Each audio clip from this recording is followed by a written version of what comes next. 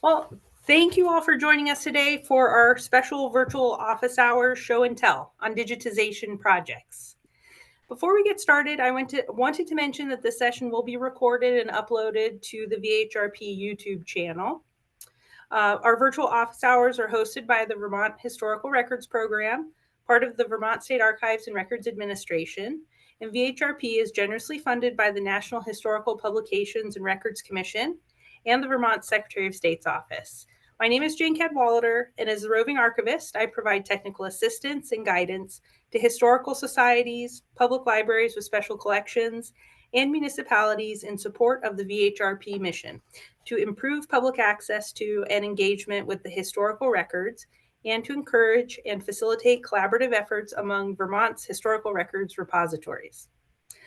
I would like to introduce our guests, Angie Grove, who is the director of the Ethan Allen Homestead Museum in Burlington, and Linda Wells of the Sherburne Killington Historians in Killington. They will both be sharing their experiences with recent digitization projects and their outcomes. Today's session is in a Q&A format. I will ask Angie and Linda a series of questions and invite them to answer. After the first 3 questions, we will invite the audience to ask their own questions and share comments. So this is more of an interactive session today. You can speak up or add your questions to the chat if you don't feel comfortable with speaking out. And we will continue with the next 2 questions and then invite the audience to comment again and so on. In total, we have 7 questions, and I hope we can get through all of them today. All right. Digitization is the process of transforming analog information into digital form, a deceptively simple definition from the Society of American Archivists. In reality, a digitization project encompasses a number of processes, including planning, scanning, adding metadata, making it accessible to stakeholders, storing the newly created files, and preserving the digital information over time. And I have omitted funding. That's an important one. Before taking the time and expense to scan materials, take some additional time to figure out your project's purpose, the intended audience, and if the project aligns with your organization's goals. By writing this information down and the steps to your project, you will help others in your organization understand the procedures you chose. If you have to step away, another volunteer, intern, or staff member takes over, they can jump in where you left off. Just please remember, VHRP does maintain a digitization project worksheet that works through many of these questions and some of the following questions that I'll talk about, and it is available upon request. To build on this, determine ownership and/or copyright status.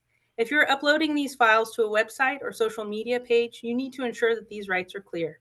If someone disputes ownership or copyright, you may have to take these files down.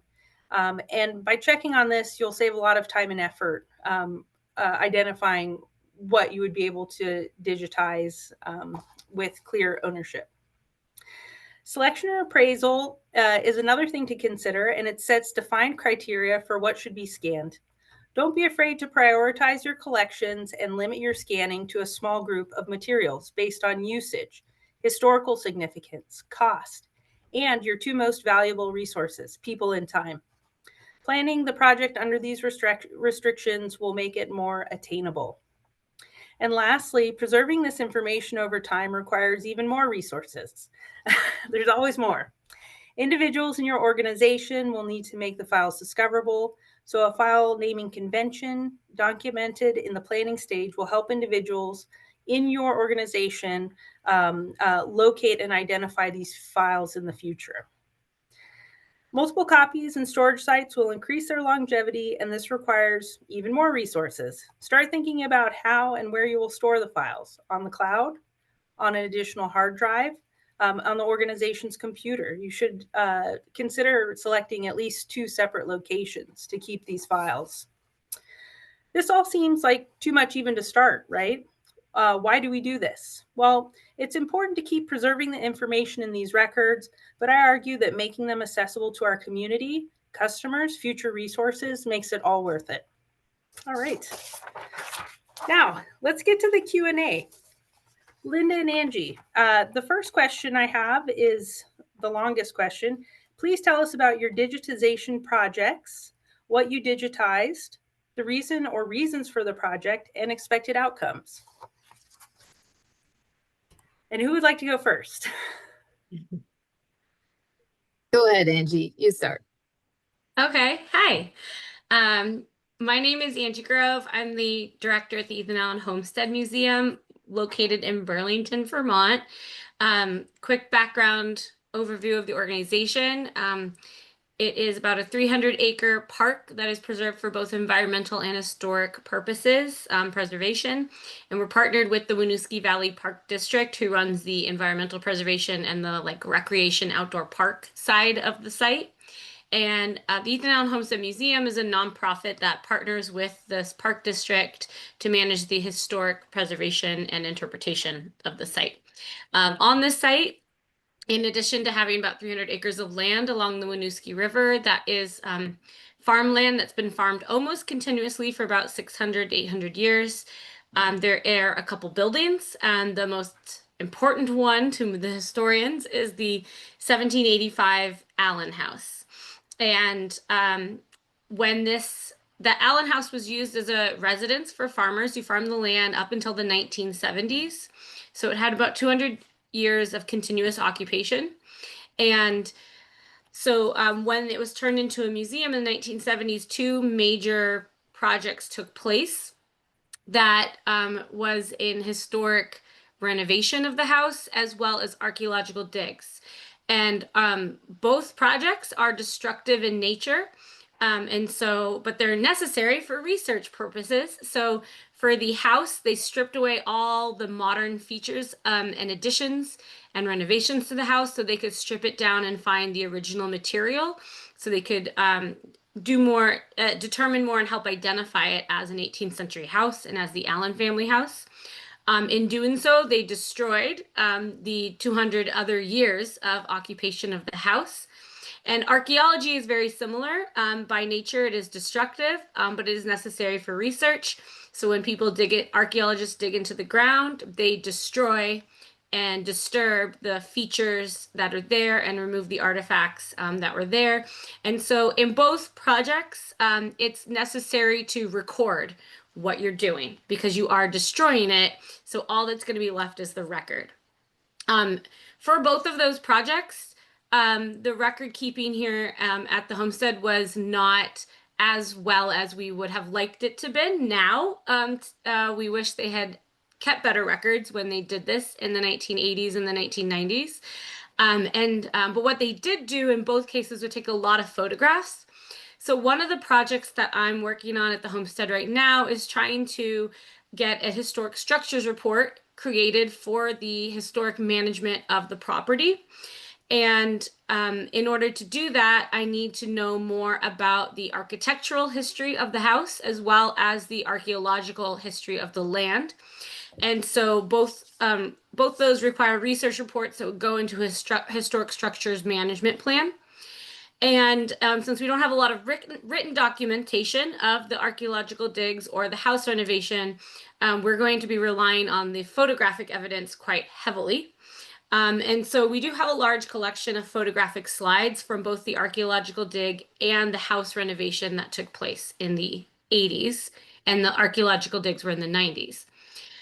So I partnered with the Vermont Historical Records Project Mobile Digitization Unit, and they lent me the scanners and lent me their expertise on how to manage a digitization project to digitize these photographic slides. In addition to loaning the scanners and their expertise and consultation and training, I also partnered with Vermont State Archives with Rachel Onif to host some interns through the Vermont State Archives internship program. And that is also how some of the images got scanned and cataloged, as well as using volunteers here at the museum to do the work. So that's kind of the basic. Is that enough, Jane, for it to start with? Thank you. Okay. Definitely. Thank you. Hey, everybody. So I'm Linda Wells, and I'm one of the Sherburne-Killington historians, which is a small historical society for the town of Killington, which was named the town of Sherburne prior to the name change. And that is what I mostly do in the winter. I live in Vermont in the winter. Today I'm calling in from Connecticut. So in the summer I live in Connecticut, and down here I'll just mention I'm the librarian at a museum in our town, and have done a lot of imaging and records keeping and inventories with that organization too. So I kind of have the opportunity to see two different organizations, one much smaller. So I'm going to focus on the Vermont organization in my remarks, but we basically, I'm going to use the word imaged because it's easier to say, the digitization. We imaged about 6 sets of newspapers and scrapbooks. You could call them collections. They had a lot of pages. The reason we selected those and prioritized those, a lot of pages, and they were falling apart. Newspapers seemed to degrade faster than a lot of other paper. And the scrapbooks were, you know, not put together professionally. So they were sticky pages that were getting all gummy, and pages that were falling out of the books. And so they were kind of a mess. And then there's another reason we prioritize them, because of the solution that we found. But that's kind of what we did and why we did those sets of information. And what we were looking to do is A, preserve them. As I mentioned, they're falling apart. But B, we also really wanted to find a better way to make it more accessible to people in town and anybody. Because pouring through that kind of information page by page and stuff that's falling apart just wasn't very useful. And it was there was nothing to search. There was no way to search for information and find what you were looking for. So that's what we were hoping to achieve. Thank you. All right. Next question. Would you please describe the project plan? And that, what I mean by that is, if you had a plan in place, can you describe the different parts of it? Yeah.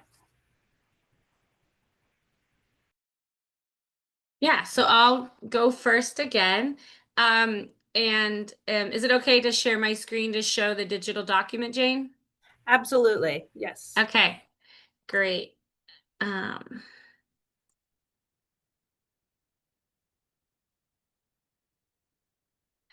Okay, so here at the Homestead, we use the project plan sheet that the Vermont State Archives gave us, that the Vermont Historical Records Plan project gave us. And this was a really great sheet to use, to have this sheet given to us and have us fill this out. It was a requirement in order to have the scanners on loan. It was a requirement for us to fill this out, and it was a really great planning document in that it made us think about things that we didn't know to think about, because we didn't have anyone here on staff who was a collections expert or an archival expert or anything. So we use this planning sheet here, and this is something I'm sure Jane will share with anybody who's interested in. But it made us talk or think about like what material we were going to select, and not just default to digitizing everything, because that may have been a waste of time. And also made us think about where we were going to save the files, what format, where we were going to actually do. There's a whole section here about where you're actually going to do all of the scanning and the digitization to make sure you have a physical space that's appropriate and the right size. Who's going to do the work? How are you going to store it? Because it's great to think about, oh, we want to digitize these, but then, and I think a lot of people, me included, are guilty of thinking, oh, if I digitize it, it frees up space. But it's really just moving the storage space to now some sort of digital storage component that we hadn't quite thought all the way through. And so we are right now storing them all on external hard drives. But we do want to have them more accessible to the public in some way. And so we haven't quite figured out exactly the way we're going to do that yet, because the file sizes are quite large. And so we'll get to, well, I'm sure we'll have another question about next steps, so I can talk more about our brainstorming on that. But this was kind of the planning document, but we also had to plan the logistics of actually doing the project. So here at the Ethan Allen Homestead, I use Google Drive for a lot of projects, because since it's a cloud-based storage system that is also free, you can get a free nonprofit account, which gives you more storage than a personal account in Google. But since it's a cloud-based system for storage, I can give access to the volunteers or the interns who are working on the project, and they can work on it remotely from any computer or from home or from a library. So we use Google Drive, and so I just had basically these folders. I had one folder for the Allen House images and one folder for the archaeological images. And this is also where I stored our project plan. In 2023 is when we scan the Allen House photos, and 2025 is when we scan the archaeological photos. I use the Google like Excel sheets to store our inventory of the different trays and binders of images. And then within each the Allen House folder, there's then an inventory. You can see all the inventory sheets for all the different trays and binders of the Allen House images. And same with the archaeology, there's just 4 of them. It was a smaller collection. And then opening up those an individual binders inventory, it then has listed the whole catalog of all those images. So I know this was a really quick overview, but the summary is that we use Google Drive, and to have a folder specifically for the photographic slides, and then within that there's subfolders for the different levels of projects, and within those subfolders there's different Excel sheets to hold the different catalogs of the images. And the great thing about using Google Drive is that you can share it. I'll click the share button up here. So you can see how then I can give access to different volunteers. For example, right now, my volunteer Christine has access to view this document, but not to edit it. And I can give her the access to comment on it or to edit it. And I can also remove her access. So for example, the intern Hannah Smiley who did all this cataloging. So her email had access to edit this document during the term of her internship. So that's the great thing about using the Google Drive for planning and management of the project. It's free, and then you can give people access via email and take away access as different people work on the project.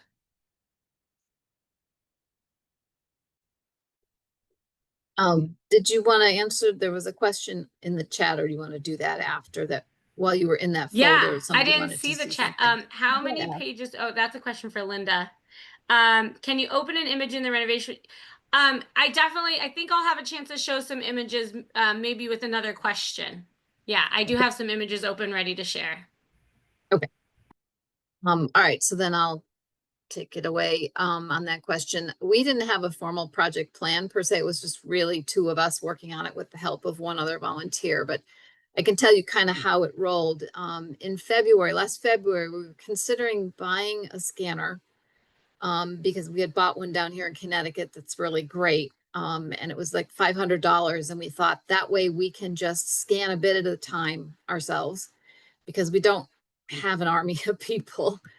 So we were considering that. And then a vendor reached out to us, and we discovered that a vendor had imaged a bunch of documents 12 years ago that none of us knew about. So that's, a challenge a lot of us probably have in our small historical societies. There's a lot of turnover, and we're mostly seniors, and people, give time when they can. And there's just not a lot of documentation and handoff sometimes. Sometimes things even go dark.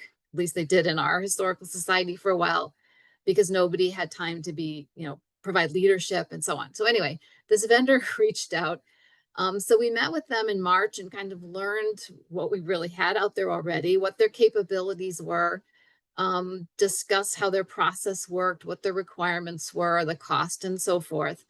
And we got pretty comfortable that that was going to maybe be the best solution for us. And I'll talk about that more in another question. But in April, then we decided on these 6 sets of materials that I mentioned. Again, both because of their specialty in doing the imaging, as well as the fact that they're voluminous and clunky to work with and falling apart. And so we packed those up and sent them in April. And then it wasn't until June. So it took about 60 days for them to be imaged because they have a queue. This was a vendor that we chose. So that to get through the queue and get our work done took about 60 days. So in June, they presented us with the updated website for us to go and look at the results. And we reviewed it a bunch, played with it a little, came up with a bunch of changes, went back and forth.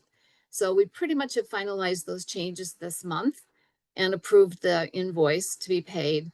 And then next month, it's still not done.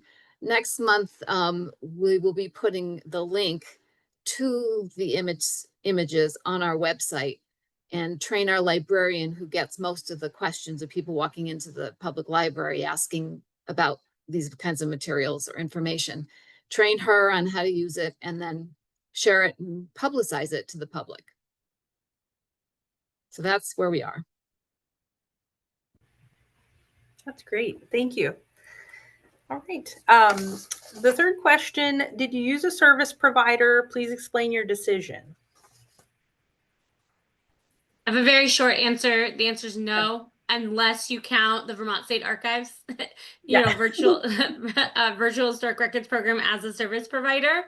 And explain my decision. We don't have any money. I mean, I'm the only full-time year-round staff person here, and I not only get paid below a fair wage, but I get paid below a living wage. So yeah, there's no justification to spend money on this.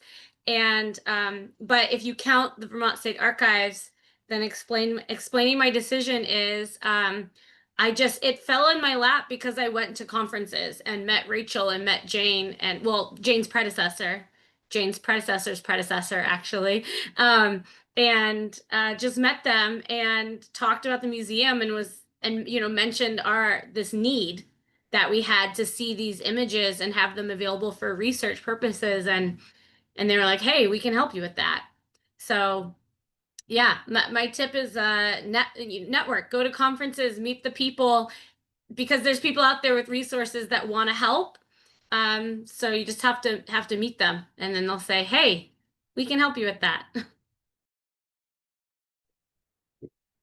Thanks, Sandy. And we did obviously use a provider. We're lucky that we have a budget, so we have some money. We have no people and no full staff, paid staff, any staff. We're all volunteers.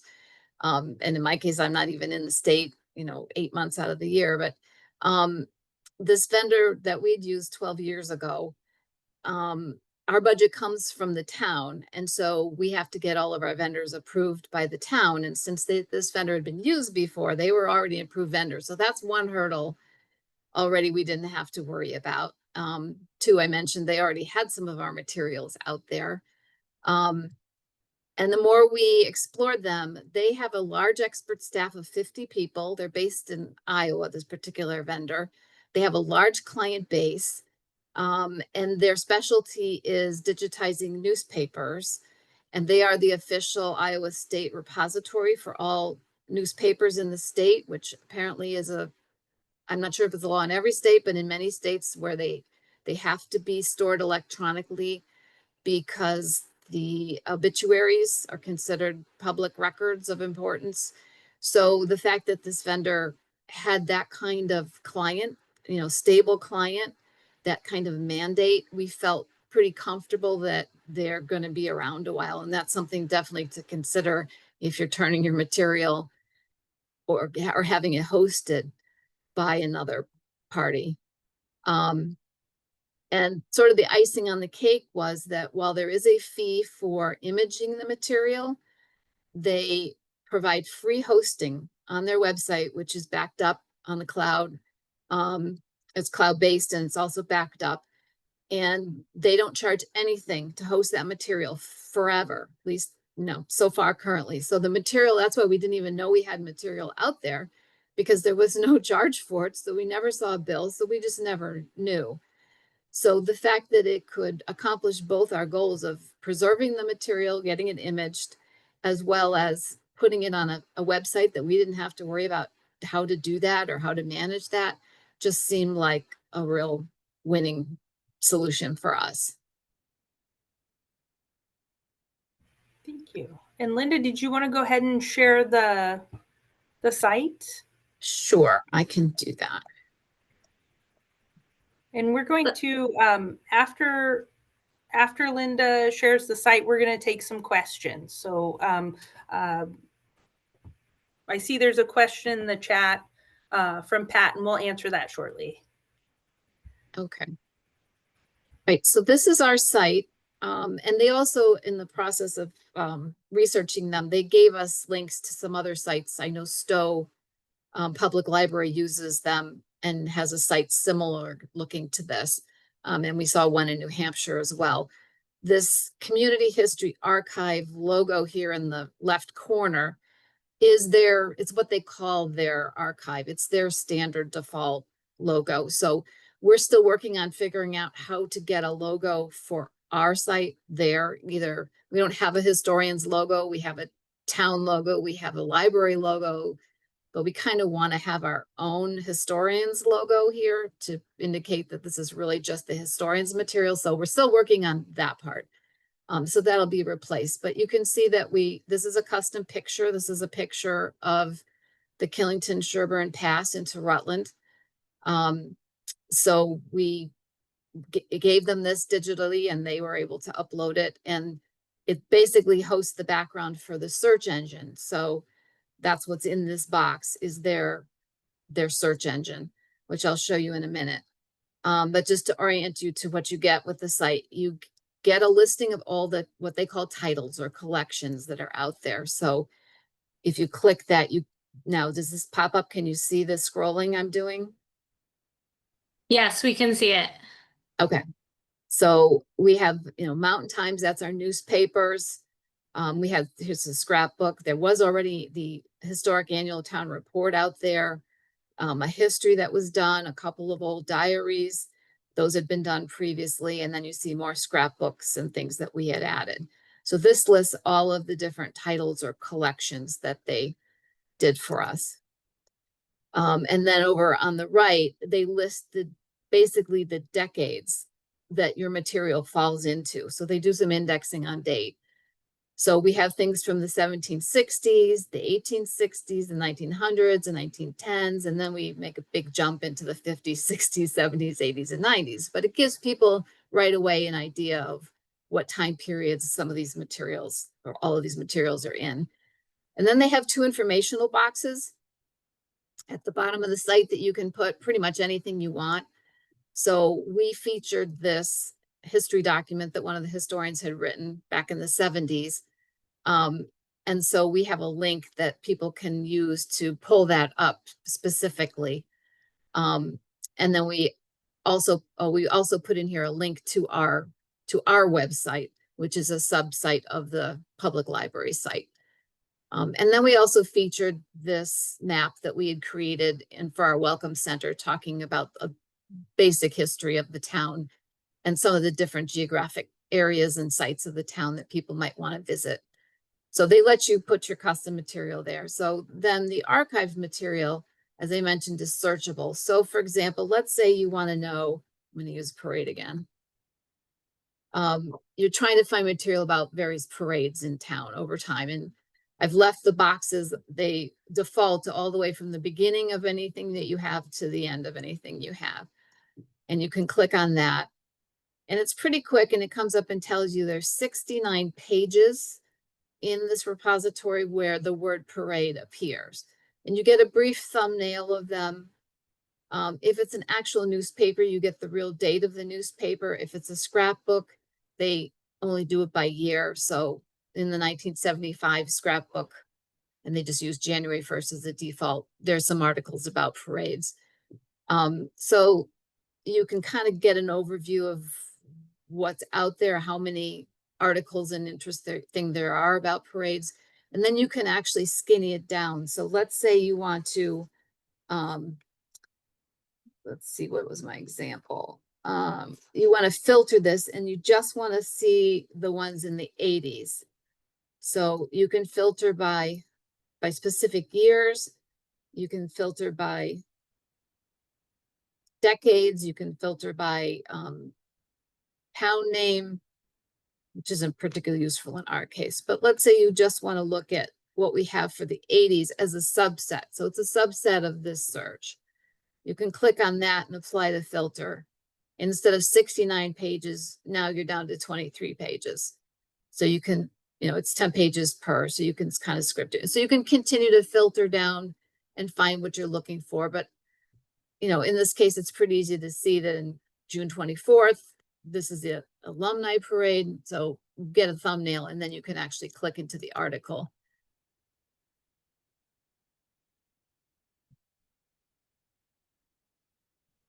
Okay, it might take a minute to come up. Yeah, these sites have so much information on them. They usually take a second. And now it's going to make us look bad because it's not going to come up. It's a There we lot go. to ask There we your go. computer to do Zoom and this at the same time. Exactly. But here you go. So you can see that it's pretty clear. It's a little yellowed because the newspaper was yellowed, but better than having it fall apart and degrade. So where does it talk about the parade? I don't see it here.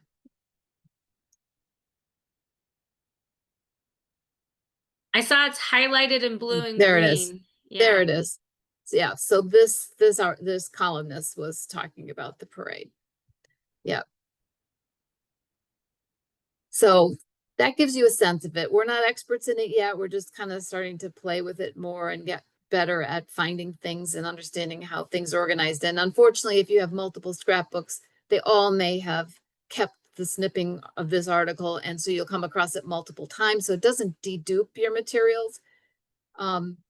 But they're here, they're preserved, they're accessible. And if we put the link to this site on our site, anybody can, there's no sign into it. Anybody can see it. It's totally public.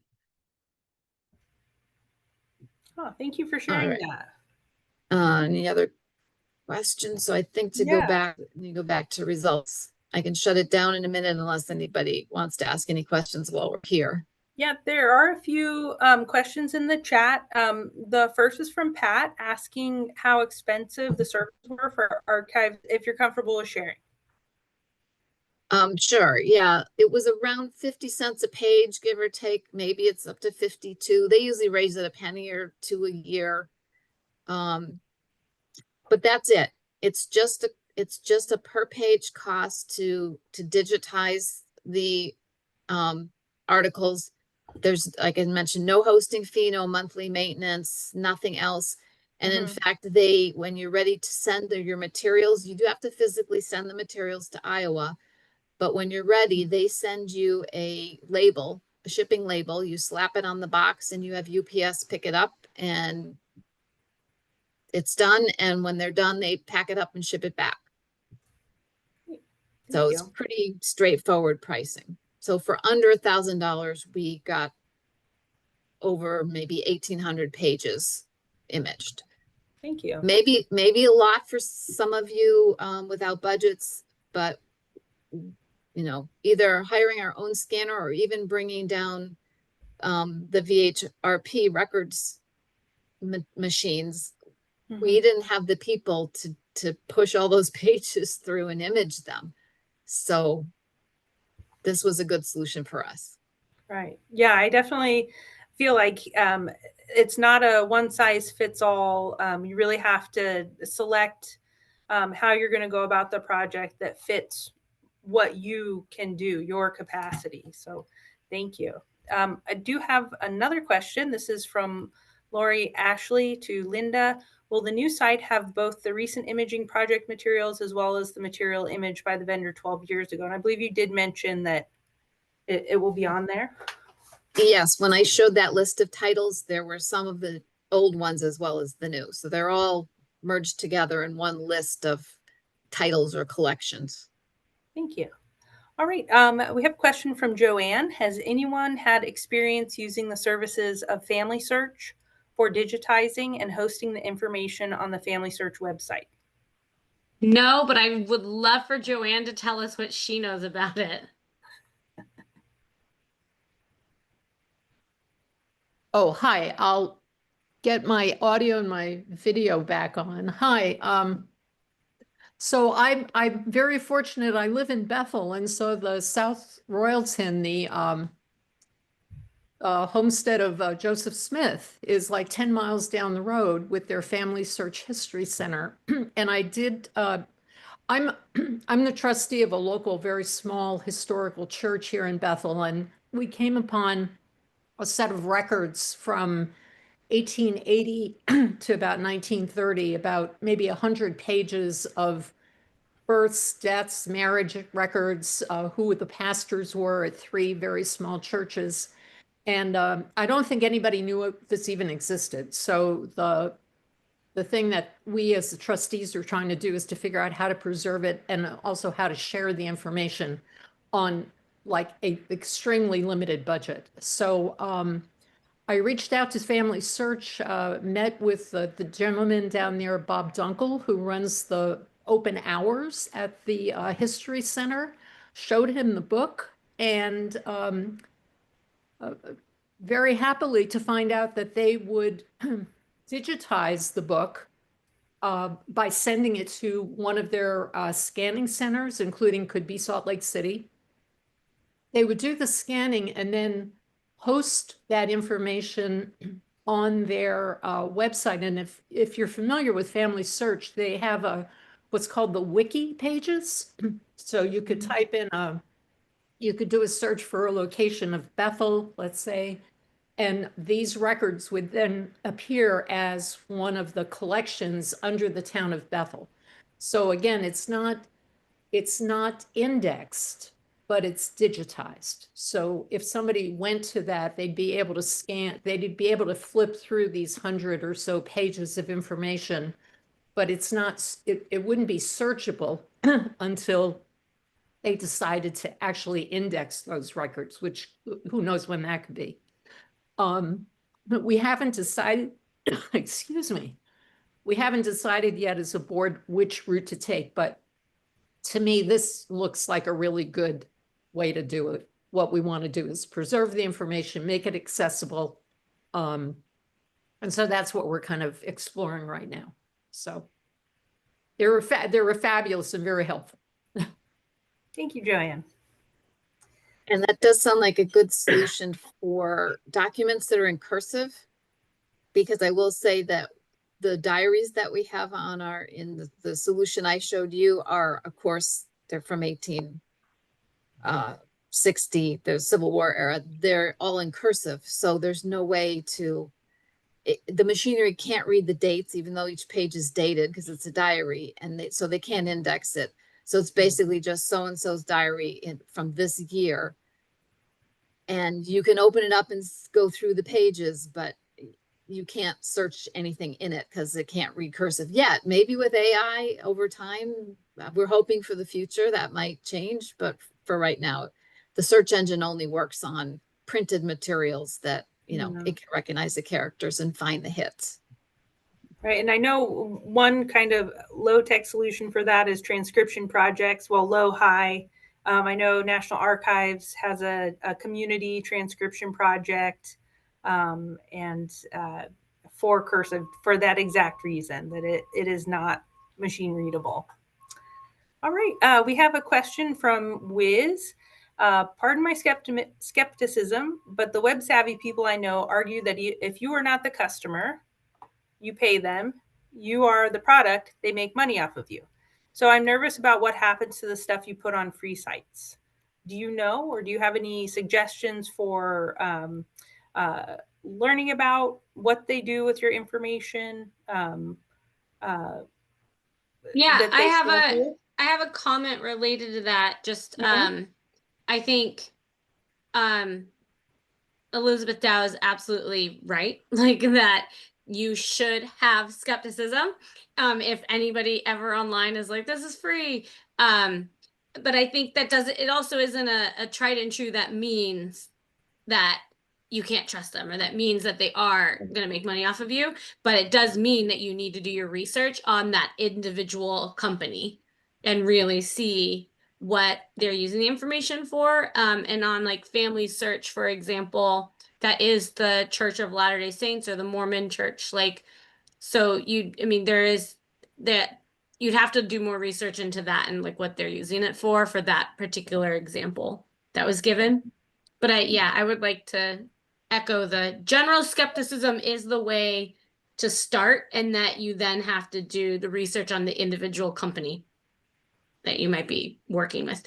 But I wanted to put out there also that the other cost-free way of digitizing your stuff is with the Vermont State Archives, Vermont Historical Records Program. They offer the scanners, they'll teach you how to use them. You can actually even just like take your slides or your manuscript material to the state archive office, and like Jane can sit there and like, help teach you how to do it right there. And so they're right there for tech support if you need it. But I do have to say that unlike what Linda got, which was not just the scan, but then also this online archive that's now accessible to everyone, like I don't have that. And that's the part of the project I'm still at, is that I now have all that information on these external hard drives. But I have to figure out the next step of like, how do I get that accessible to everyone else? And luckily the material we were scanning was so we could do these very specific research reports. And so the external hard drives are fine for lending to the researchers that we will hire to do those reports. But if your purpose for digitizing is to make it accessible to the public, then it might be worth paying a vendor like Linda did. If your purpose is to digitize it for your own internal records primarily, and you're not really gonna need to share it with the public, then I really recommend Vermont State Archives and their free loan of scanners. And we do, and I don't know if you're aware of this, Angie, but we do have, we maintain a digital repository that is available if you do have a small scanning project and you don't have a website or a space to provide access to these. Our digital repository is available, and please feel free to reach out and we can provide more information about that. I also see in the comments, Pat mentioned Catalog It. They do have a field for scanned image, so this could also be an option for sharing your scanned images as well. So, yeah, but you have to already have a paid subscription to Catalog It, which we don't have. All of our inventories are just Excel sheets. Yeah. All right. So we are running low on time, so I'm going to skip ahead. I think I'm going to cut out 2 questions, if that's okay, Angie and Linda, and just focus on question 4 and question 7. So question 4 is, scanning is only a small portion of a digitization project, as we discussed. What considerations has your organization made for the long-term preservation of the digital files? Storage, plans for checking or making copies, etc. You want me to go first, Angie, since you're muted? Okay. Well, so that was obviously one consideration we had in mind with this vendor. How long are they going to be around? Because we didn't get any copies back of anything. We got our originals back. That's it. So we would be back where we started from if they went out of business. But we understood, their use of the cloud. We understood the backup that they keep. And we felt really comfortable that with their breadth of clients all over the country and as I mentioned, their contract with the state, with one of the states, that we felt they'd be still, very solid. They have a very solid business situation. That can always change. And they recently recommended to us that despite, the backup and the cloud storage that they have, they suggested we consider putting all of our material on a hard drive. And they offer hard drive storage as well, and they offer support getting onto the hard drive. So we're thinking of that. So that's kind of also an unexpected cost we hadn't thought about, but we might decide that we want to consider that. We haven't explored it, so I don't know how expensive that would be. That's a great point. Thank you. Yeah, our planning document that Vermont State Archives gave us came with best practice suggestions. So already it said you should have it stored in 3 different places on 2 different media, and at least one of them a hard copy and one of them a digital. So ours are currently, we have the hard copies still on site at the museum. We have the and then our 2 other copies are 2 different external hard drives that have the same exact information on them, but just 2 different hard drives. And that are one that's stored in the office and one that's stored in the collections room. So they're just in different rooms, at least 2. But we do hope to host an internship project in the future to select a sampling of the images and create like an online exhibit on our website to talk about the information that we found and the images themselves. And since there was a question earlier about showing an image, I thought now I can share my screen to do that real quick. So I've pulled up an image from the Allen house that's in the attic. And the image I chose here is of a section. I don't know if you can see my mouse, but I'm circling a little section. Oh, yeah. This image is a little blurry. Unfortunately, that was the quality of the image, not the scan. But right where I'm circling, there are marks on them. It's the Roman numeral 7, VII. And that's a marriage mark. That's an indicator of an 18th century building that was an architectural feature. But also there's the mortise and tenon joint, which is like the wooden peg, basically, that you can see in it. And these are architectural features that were exposed when they removed some of the, like the modern ceiling that was up in the upstairs of the house, for example. And then this photograph, is further evidence of that, and that's what they found. And the photographs around it, like, show them removing the layers in process. So that's helped us show that even if we don't have a record that of how and when they found that, we have photographic evidence of how and when they found that. So we know, for example, that wasn't a piece of wood that they brought in after stripping down the house. They then brought in 18th century wood from other sites to reconstruct the house.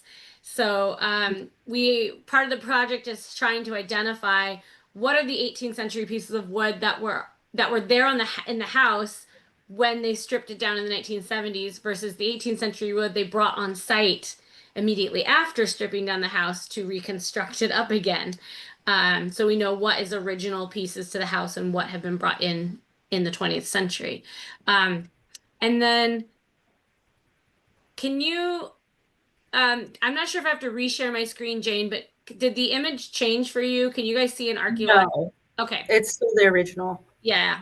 So I will real quick stop sharing and then just select the other image for sharing.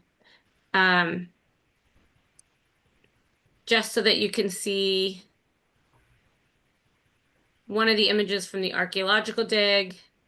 And for those of you who are fans of the house, this was right next to the house. So this is an image from the archaeological dig, for example, that helps us see how they were doing the grid-like test pits.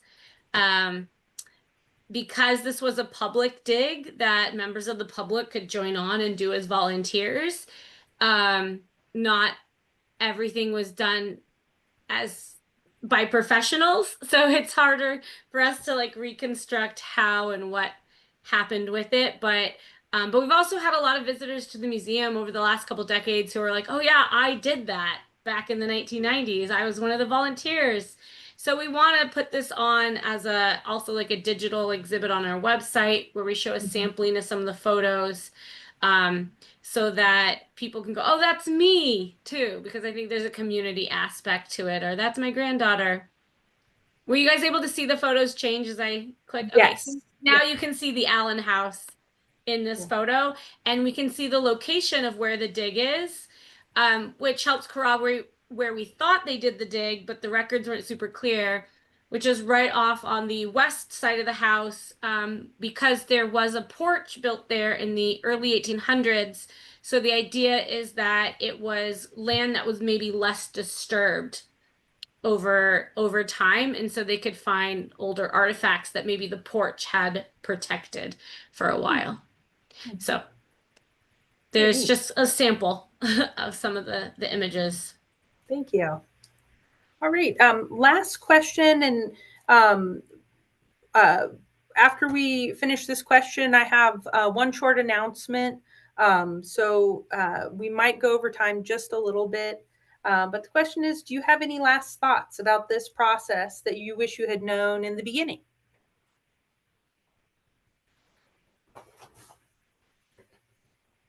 I can start if you want, Angie. It took longer than we expected, right? Because we hired a provider. We thought, boy, we send it off, it comes back, we're done. So it's always more than you think. It always takes longer. I mentioned we started thinking about it in February, and we're just wrapping up now. But of course, it's never done, because now we'll start thinking about, well, what else should we put out there? And should we take everything out of the catalog system we've been using and put it there so that it's all together? Because people are saying, well, how do we pull these two things together? And we're like, well, they're not, they're separate. So do we need to maybe reconsider some of our other solutions to make it more comprehensive? So there's always more. I would say it's good, though, to have one person project manage something like this with a vendor. This particular vendor was very responsive when we would connect with them or contact them, but they weren't particularly proactive in keeping us posted. So sometimes there were more than one of us coming at them, which probably didn't, help things either. So I'd say, budget more time, plan that it's gonna, it's never gonna be done. It's gonna be phase one of something.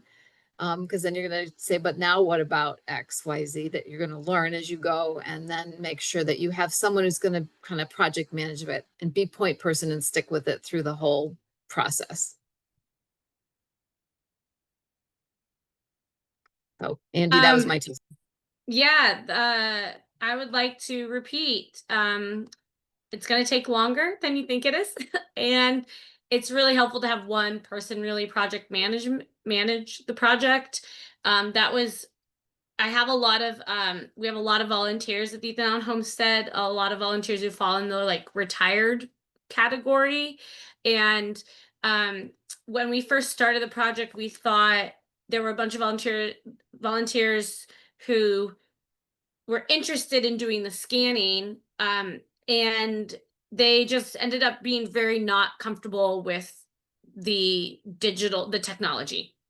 And so the project for like a whole year kind of stalled because they need more assistance from somebody who was more technologically literate, who was more comfortable with the technology.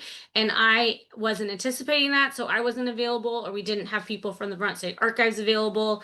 And eventually it moved to two different formats to actually get the project done then. And one was holding a scanning bee, where Jane's predecessor actually came to our site, and I specifically sought out some volunteers who tended to be younger, but that were more comfortable with the technology, as well as then invite all those original volunteers and then like partnered them up. And then we got everything scanned in two days, 4-hour like sessions. And then the other format was hosting like college interns, and then just having them be one person who handled the project. It wasn't lots of volunteers coming and going, because it just meant the volunteers needed a lot more training and a lot more hand-holding than the staff was able to provide. So just moving from like, oh, this is going to get done well because the more people, the faster it'll get done. And it ended up being, no, it got done faster with one person doing it who was very comfortable with the technology. Thank you very much for your answers. That was really interesting. All right. We do have, I've been noticing a great conversation, a couple of conversations in the chat about putting pictures online and getting permission for them. And also a couple of questions. Does anyone have experience digitizing and sharing oral history interviews? A volunteer recently recommended YouTube, which I am skeptical of. That was from Callie. And Angie answered, Callie, you can set your YouTube videos to private, or either one, no one can see them, or two, only people who share the link with can see them. And Elizabeth also mentioned that she's partnered, Hardwick Historical Society has partnered with their local TV station by putting digitized historical videos on their server. They get the views as part of their statistics, and we get a server service. Angie also mentioned CCTV will also store videos for other community organizations. And Alice said, thank you for a very informative session. Thank you. Are there any other questions before we end? I know this was a lot of information, and of course, if you feel more comfortable, you can always ask a question afterwards to through our email, sos.vhrp@vermont.gov.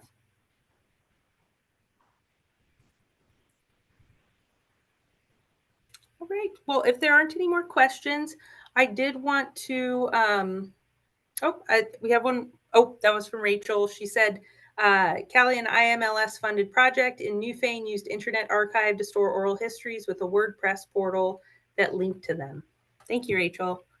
I did want to make one introduction and talk a little bit about what the next virtual office hours will look like. In October, it's Archives Month, which is a public awareness month where we help people, we promote what we do, what archivists do, the important work that goes, not just professional archivists, but all record keepers who are storing their historical records. So we are having an archives takeover. And my colleague, Kara Koenig, will be taking over and talking about the resources available here at the Vermont State Archives and Records Administration. So I'd just like to introduce Kara. And if you have a few words to say, we'd love to hear them, Kara. Thank you. Yeah, so I am really excited about next month because we are opening this up to the public. So this is one time where you can let everyone know to contact Jane for a link. Because here in the reference room, I see people from town clerks to historical societies to someone coming in off the street because we allow walk-ins. So it's about getting what resources we have out to the public, and it doesn't matter what you're researching, because I can have 8 different topics in one day of records that we're looking for. So it's wide ranging. But really, it'll be about the resources, how to access those resources, and how to contact us, really. So yeah, please share the information to come and join us. So if you have members that just want to find out how to contact us, especially those that live a far distance from us, because we do have our reference room open, but it's important for those that live in the corners that can't get to Central Vermont to how to contact us for those records, because we can help you. Great. Thank you, Kara. And that session will be on October 21st. That's our usual third Tuesday at 1 p.m. And we have also announced it on Front Porch Forum, so there may be a few more people than usual. But we're really happy to get the word out, and we really value this community and the work that you do, and also the information that you share. So I just want to give a big shout out to everybody. And thank you so much, Angie and Linda. for taking part in this show and tell. It was wonderful to hear about your projects, and I learned a couple of things myself about things to expect, and thank you again. Right. Thanks for having us. Yep, Yeah, you're welcome. absolutely. Thanks I so hope much. everybody has a good day. Thank you. Bye. Bye, everyone.